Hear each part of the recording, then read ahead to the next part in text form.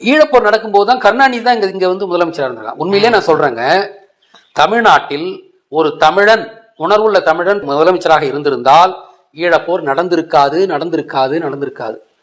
தமிழ்நாட்டை மிஞ்சி இந்திய அரசால் எதுவும் செய்ய முடியாது. ஆனால் நம்மை ஆண்டவர்கள் தெலுங்கர்கள், திராவிடர்கள். அதனால தான் ஈழப்போர் நடந்தது.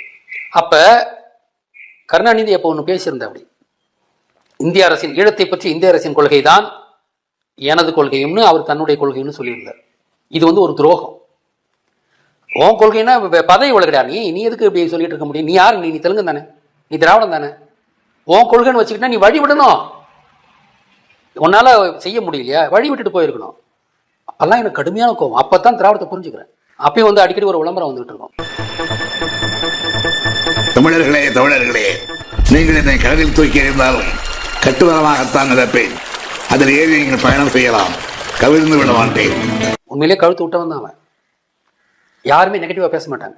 கழுத்து விட மாட்டேன்னா எல்லாருக்கும் என்ன இப்ப கழுத்து விட்டுருவோம் அப்படின்னு நினைக்கல. அவன் அப்படியே பேசணும். அப்படி ஏன்னா அவன் செஞ்சது அதுதான், கழுத்து விட்டவன் தான்.